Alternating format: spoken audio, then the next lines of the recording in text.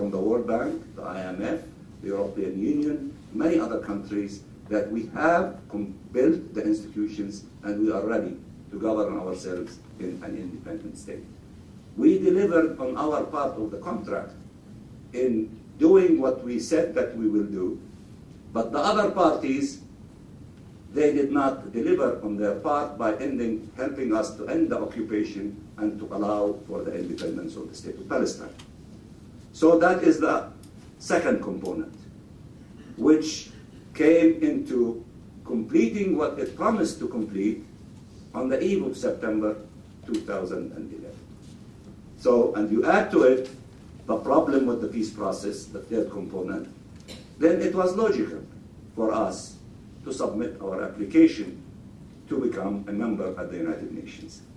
And we thought, if you have 2/3 majority in the General Assembly recognizing you as a state, and if you have the institutions of the state ready to govern yourself, and also we kept repeating that we are willing and ready to negotiate with our neighbors, the Israelis, all 6 final status issues: borders, security, Jerusalem, refugees, settlements, and water.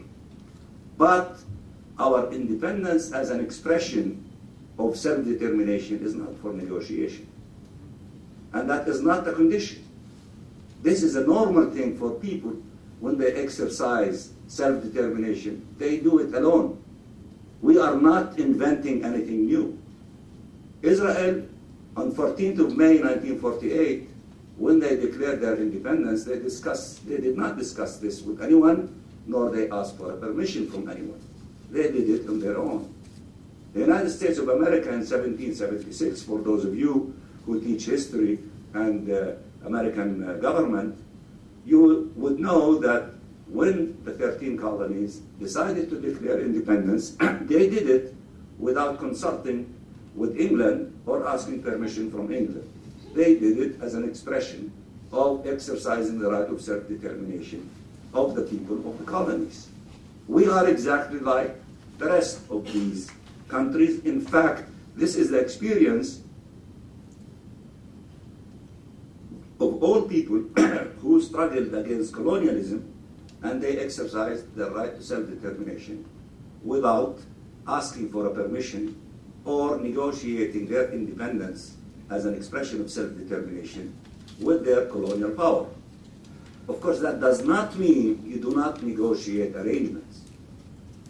And as I said, we are willing and ready to negotiate the 6 final status issues with the Israelis, willing to negotiate them today as leadership of the PLO, or willing to negotiate the same subject with Israel as the government of the State of Palestine once we become a member at the United Nations. The choice is theirs, it's not ours. We are willing and ready to negotiate with them these 6 final status issues because we want to reach a peace treaty with them, and we want to end the occupation that started in 1967, and we want to have independence of the State of Palestine, and we want to resolve all these final status issues with them so that we can bring this conflict into a closure if they are willing to negotiate with us in good faith all these subjects.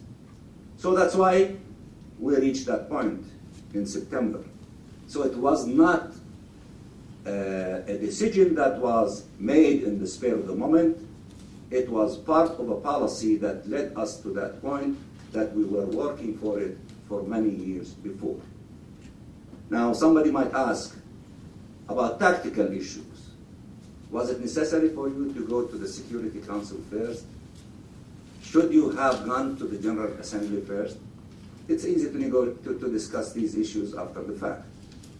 But let me just tell you, regardless of what you think about all these tactical issues, the fact that we did submit our application and went from the Secretary General of the United Nations within 1 hour to the Security Council, and our application for admission is in the Security Council, I am proud to say that the Palestinian people and their leadership allowed this issue to enter the gate of no return.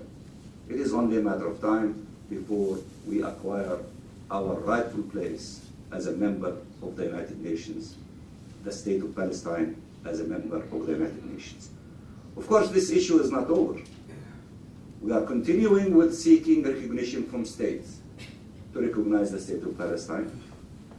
And as I said, we are concentrating in changing the position of Western Europe because it is the last bloc of countries friendly to us.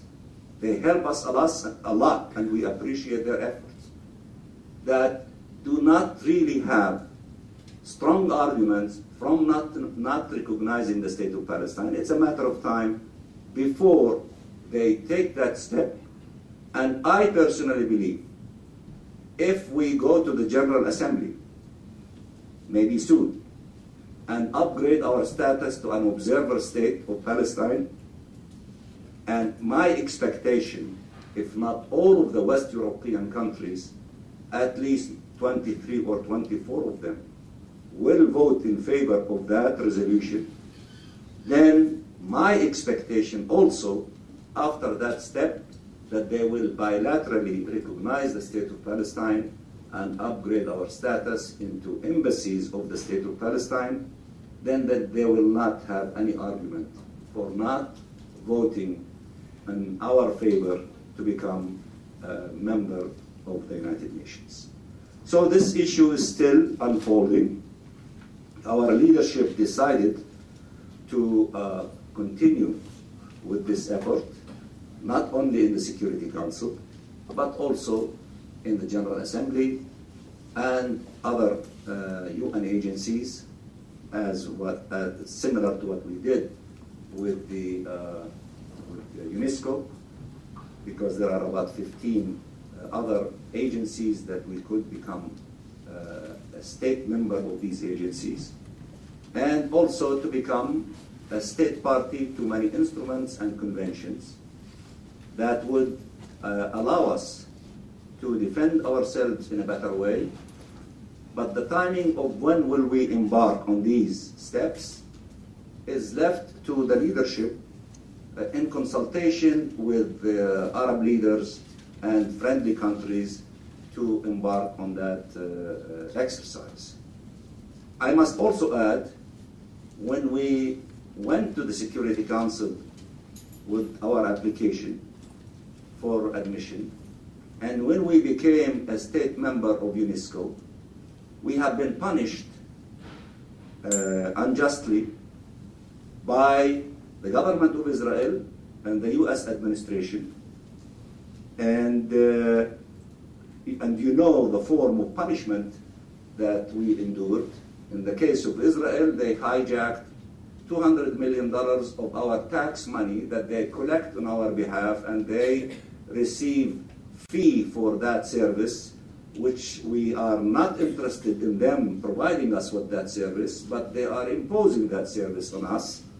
And illegally, in violations of agreements between us and them, they hijacked our money, $200 million, for 2 months as a form of blackmail and arm twisting to punish us for exercising in a legal way our right to, in a multilateral forum, not by a unilateral action by us. We went to the UNESCO and we told our story to member states, and they voted to accept us as a member. So we did not impose anything that is illegal or coerce anyone to support our effort. While the Israeli action with regard to settlement is illegal from the point of view of international law, and there isn't a single country, including the United States of America, that supports the Israeli illegal action in building illegal settlements. So you can make the contrast between who is acting legally and who is acting illegally. So that is one issue that we were involved in very actively, as I said, during the past session of the General Assembly. And we expect, if we go back again to the UN, whether through the General Assembly or to become member of the agencies, that we will be punished again. And this is part of what is in the minds of our leaders as responsible leaders, to before they making any decision that will advance the cause of Palestine, they will weigh all of the consequences, so to try not to put our people through an unnecessary hardship. That's one subject. The other subject is the peace process. As I said from the beginning, the peace process, if one wants to evaluate since Annapolis, the reason why we did not succeed in all these rounds of negotiations with the Israelis, with different Israeli administrations, with the help of different US administrations, I can conclude that the main reason for the lack of success is the insistence of the Israeli government to act illegally in the field of settlements by confiscating the land of the Palestinian people in the occupied territory and building illegal settlements and creating illegal facts on the ground. If one of you were to raise the question, why did you negotiate with them while they were building settlements in the past? My answer to that, number one, we made a mistake. We should not have negotiated with them immediately after Oslo without demanding that they behave legally and they stop this illegal behavior. The late Dr. Haider Abdel-Shabi, for those of you who were here and who were familiar with his activities when he was leading our delegation for negotiation after the Madrid conference, that was one of the demands that he was insisting upon, and he was correct on that demand. So that's the first reason. We made a mistake. The second reason, while maybe 10 or 20 years ago, the settlement campaign or colonization enterprise perhaps was a manageable one, a smaller one, like in Sinai, in the Gaza Strip. You're talking maybe about 100,000, 200,000, although it is illegal. But maybe in the minds of Palestinian leaders who engaged in negotiation without demanding the halting of this illegal behavior, maybe they thought that if they reach an agreement with the Israelis, they could manage the evacuation of these settlements and put an end to this illegal enterprise. But when you reach 600,000, and the number is increasing, about 300,000 of them in the area of East Jerusalem, and you have hundreds of settlements, and you have 7 Israeli members of their cabinets who are settlers and live in settlements, including the very well-known Foreign Minister of Israel, Mr. Lieberman. Then the danger, even if you reach a peace treaty with the Israelis, regardless of the content of it, we are afraid that any Israeli government will not be able to implement that peace treaty when it comes to the settlement issue. So that's why now we are facing this huge problem of the settlement enterprise, and that is why we said this time that it is not possible for us to negotiate with them while they are taking the land and building settlement and continuing with this illegal behavior. If they want to show us a demonstration of goodwill, this illegal behavior needs to be stopped. I am not saying what we are going to do with these illegal settlements. That is one of the 6 final status issues. We will deal with what to do with this monster through the negotiation. But often in Washington, D.C., and definitely in Tel Aviv, they confuse the two as one. They say that you deal with settlements in negotiation. We are saying we will deal with what to do with this illegal thing in final status issues, but since it is illegal, it has to stop now. And we did not say that alone. Senator Mitchell said that longer than 10 years ago in his famous report. And President Barack Obama gave us hope during the first few weeks of his presidency when he said that settlements are illegal and illegitimate and they need to be stopped. And he appointed Senator Mitchell during the first week of his presidency as the special Middle East envoy for the specific purpose of trying really to bring Israel into a behavior that is consistent with international law and their obligations under the roadmap. So that's why we did not succeed in all these rounds of negotiations. And when the Israelis say, come and negotiate without conditions, and we will show you in negotiations, we came and negotiated with them 3 sessions. One in Washington, I'm talking about September 2010. Another one in Sharm el-Sheikh, and another one in West Jerusalem in the house of Prime Minister Netanyahu. 3 rounds of negotiations in which we spent total number of more than 15 or 16 hours. In these 3 rounds, although we went and we had direct negotiations, he did not put on the table any meaningful idea with regard to the 6 final status issues, starting with borders and security. So that when he's saying, I am willing to negotiate without condition, come and negotiate and put whatever you want to Palestinians in the table, and we did that in September, and he did not put anything meaningful on the table. So that he cannot have it both ways. So try to blame us for not coming to negotiations, and when we come to negotiations, he doesn't put anything meaningful on the table.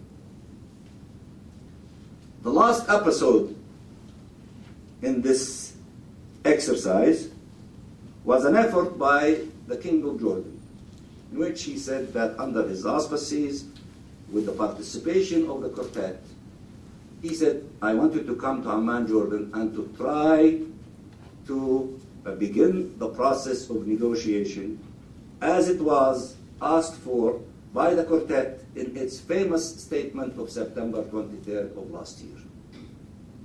Of course, in that statement, which we accepted as the basis of negotiation, what does it contain? It contains several important elements. One, it welcomed the speech of President Barack Obama of May, in which he said, when you negotiate borders, you start on the basis of the 4th of June 1967, accepting the principle of adjusting the borders in a minor way, or the concept of swap.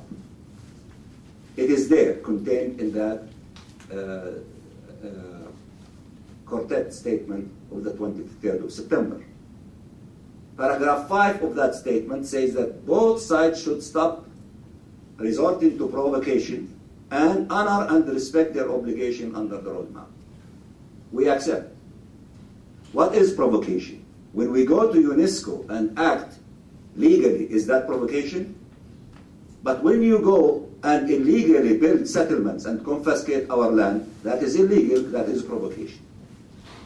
What is to meet your obligation under the roadmap? The first item on meeting the obligation of Israel under the roadmap is to stop settlement activities, including the natural growth in all of the occupied territory. They are not meeting that obligation. And in that statement, they invited the 2 parties within 3 months that expired on the 26th of January to begin the process of negotiation on borders and security. We came to the meetings. We did submit in writing our understanding of these 2 subjects in line with the global consensus and what was articulated in that statement of the 23rd of September by the quartet. We did submit proposals that, with regard to borders, that we are ready and willing to have a swap in equal size and value by 1.9% of the area of the West Bank. And with regard to security, we did submit proposals in line with the global consensus that if we have two-state solution, to respect the sovereignty and integrity of the State of Palestine, which means that while we are willing to accept a certain number of UN forces or UN NATO forces, 10,000, 15,000, all of them to be on our side, to give Israel a comfort zone that nobody is going to be attacking them and to provide them with security, but we will not accept a single Israeli soldier to be in our side. Why? Because we want to end the occupation that started in 1967. If you want to end the occupation, then the occupier has to take his soldiers and leave from our areas so that we can be independent and enjoy our sovereignty. That's what we submit. The Israeli side initially did not submit anything. Then they submitted a long list of items that they said that these, it's like, what do you call it, agenda for subjects to be discussed. And then in one session, which was an amazing session, the Israeli negotiators revealed their thinking. Now I'm going to give you a summary of their thinking. But if you don't want to believe how I am explaining their thinking, which they told us in the meeting in Amman, go and read that article in Haaretz, which was attributed to the leading negotiator or a negotiator from the Israeli side, who summoned a group of Israeli journalists and told them of what they suggested in that meeting. It is not going to be very far away from what I'm going to be describing to you. What they articulated is in complete contradiction with the global consensus as we know it. What is the global consensus? The occupation that started in 1967 should be, should end. And two-state solutions. And the negotiations of borders should be on the 4th of June. Borders accepting the principle of swap. You agree on the percentages of the swap. With regard to security, we need to ensure security for Israel and sovereignty and independence of the State of Palestine, which means you withdraw and we bring third parties to negotiate. On these bases, the global consensus is telling us, go and negotiate a peace treaty. Israelis came and, in total contradiction with this global consensus, suggested that forget about ending the occupation that started in 1967. And forget about this illusion that was suggested by Barack Obama, which was attacked by Netanyahu in the joint session of Congress, the so-called 4th of June 1967. And the leading Israeli negotiator told us there are new realities on the ground. Let us discuss for about 6 months brainstorming of how to deal with the two communities that do exist in the West Bank. Jerusalem put it aside because it is a very complicated issue. Time will deal with Jerusalem. But now, on the West Bank, we have two communities. The community of settlers and the community of Palestinian civilian population. Let us begin the debate of how we can address the issues and the concerns of these two communities. For some of you who are students of history or old enough, that might bring some memories of the debates that existed before 1947 about the two communities and the proposal to divide the country into two states because the two communities cannot live together. This time, this illegal community of settlers, they are not saying adjust the borders so that we can remove those settlements and settlers that will be in the side of the Palestinian state. They're saying, no, those we want to solve their problems, to connect them together, to enlarge their areas, because only the area where the settlement exists is not sufficient to address the needs of that part of the community, the Jewish community, the settlers community. You have to make it larger, and then we have not to evacuate settlers, but to connect them with the State of Israel. So these are the concerns of this community that they are reflecting, and then you speak about the concerns of the other community, and the issues of making it contiguous is not a problem. We'll dig tunnels, we'll have bridges, so we cannot connect these communities together. That's with regard to the borders. And they said, after 6-7 months of brainstorming, then we elevate ourselves, we understand each other in a better way, then maybe we'll move into the level of translating these thoughts into papers. And you submit papers, we submit papers, and then we will have the second phase of the discussions over these papers so that we can have common understanding of how we can address the issues of these two communities, and at the end of this process, the issue of borders will emerge. So not to start with borders from the beginning, you need borders to be at the end of the process. That's with regard to borders. With regard to security, they gave us an ultimatum. They said, what do you want? Either you accept our presence in the Jordan Valley, and one of our negotiators joked with them, said, you want to be in the Jordan Valley? What do you mean? Do you want to add more water to the river to make it wide enough, like the Potomac, and then have boats, to patrol it? They said, no, we don't want to do that. Then what do you want to do? We want to be on the river. Oh, you want to be along the river? Yes. And of course, you need few kilometers to be in and out. Precisely, this is exactly what we mean. And then you need to be connected with Israel. Yes, and you have to need corridors. Then the ultimatum they gave us is either you accept that for us to be in the Jordan Valley for a long period of time and to control the hills or the mountains, or the other choice, we'll annex this area. Which one do you want? That is their vision of security. Because of this kind of detached from reality thinking, it is not possible for us to continue to negotiate with them. So that's why this exercise in Jordan came to a halt.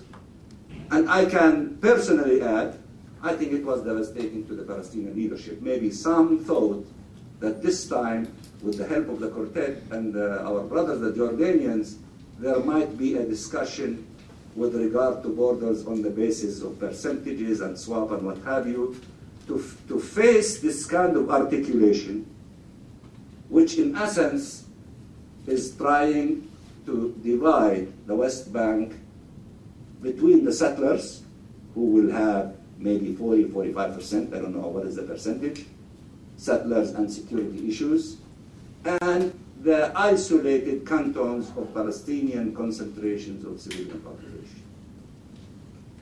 So that's what they were proposing to us.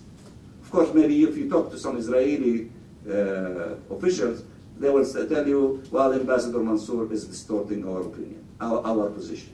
Go and read that article of Haaretz with the inclination that I gave you, so that you can maybe some of the vague articulations in that article would come into life when you add to it what I am telling you about the meaning of what they were telling us.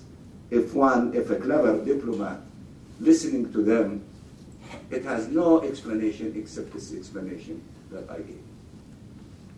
So with this kind of situation, we cannot proceed to negotiate with them. They tell us, come and negotiate without conditions.